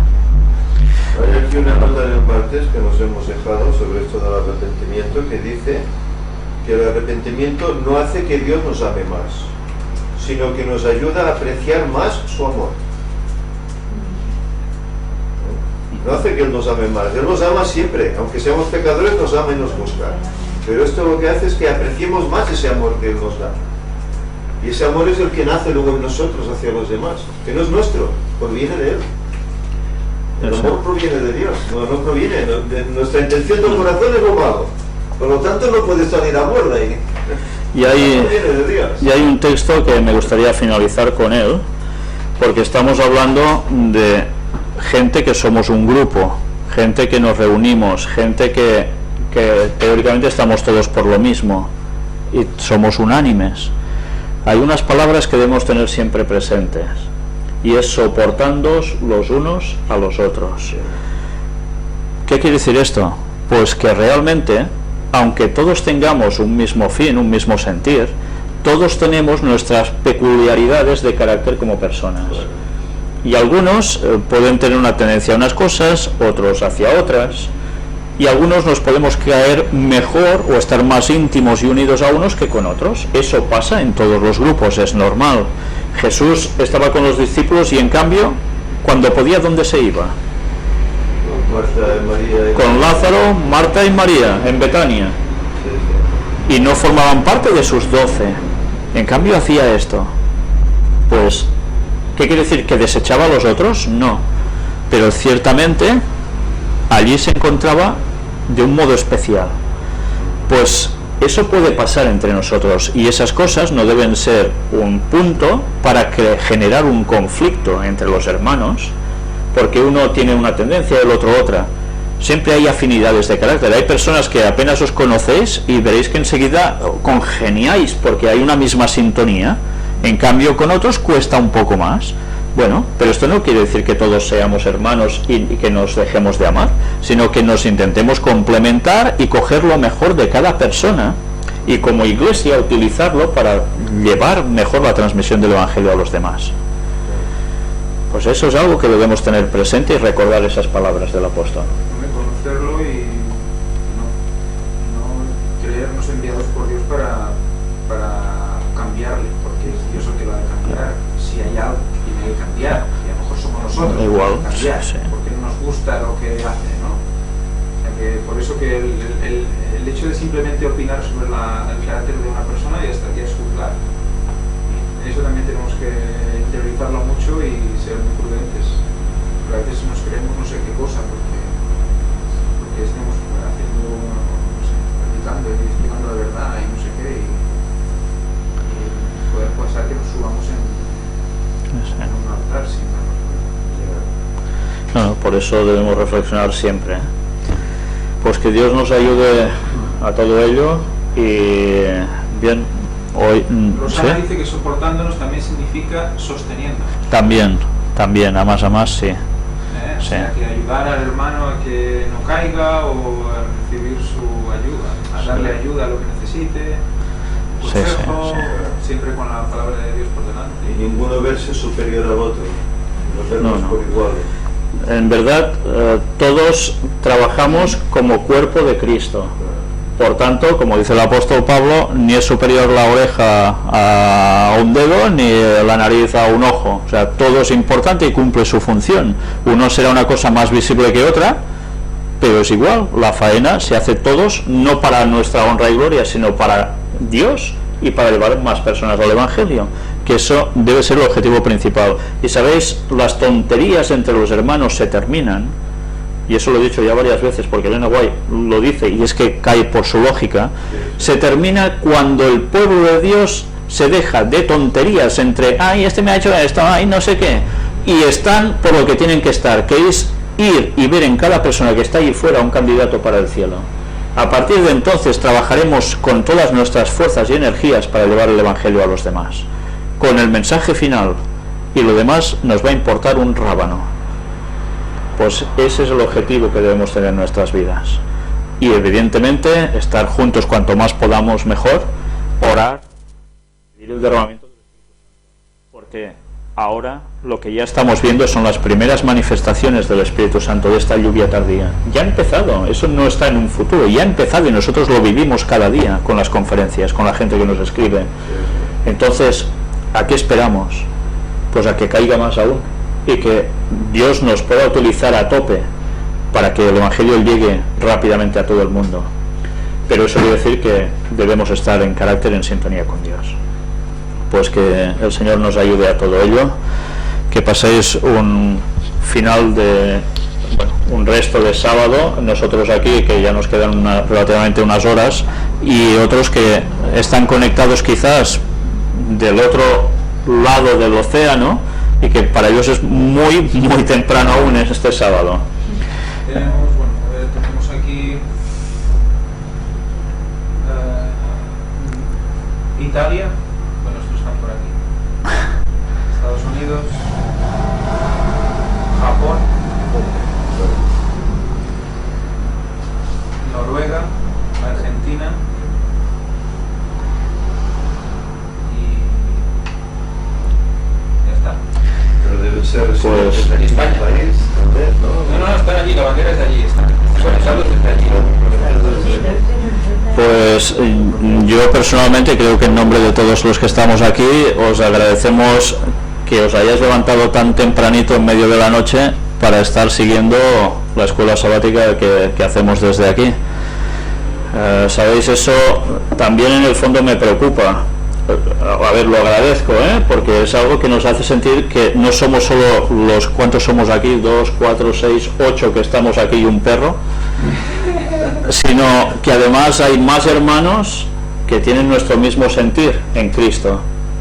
Pero también me preocupa porque puede ser dos cosas. Una, que no tengan un lugar donde reunirse varios, o que no tengan suficientemente la gente a su alrededor para poderse reunir. Y otra es que tengan lugar para reunirse en una iglesia y en cambio no se encuentren nada a gusto allí por lo que hay. Entonces, bueno, es una cosa que hay que analizar, pero desde luego yo quiero darles las gracias por el enorme esfuerzo que hacen, porque deben estar aguantándose los ojos con alguna pinza y la verdad es que da gusto tener hermanos así. Bueno, por mi parte nada más, remitiros a que esta tarde a las 4:30 vamos a hacer la conferencia, no el apartado de noticias, nos ha sido imposible poder terminar, ya sabéis que mi hija se ha tenido que ausentar, pero sí vamos a tocar lo que era la segunda parte, que es referente a la Jornada Mundial de la Juventud del Papa visitando Brasil, que ha dado para mucho. Y hoy no lo vamos a terminar, aunque va a ser larga la conferencia de esta tarde, solo dedicada a esto. Por mi parte nada más, si mi hermano quiere despedir. Si llego hasta ahí, sí. Pues que paséis todos un feliz sábado. Y ahora mi hermano os anunciará el himno y demás. Bien, les agradecemos por vuestra atención. También damos gracias a Víctor por la exposición de esta nueva escuela sabática. Y ahora, pues, para concluir el programa de este sábado en la mañana, por lo menos aquí en Gerona y en España, vamos a hacerlo entonando las estrofas del himno 242, Une, Señor, mi petición.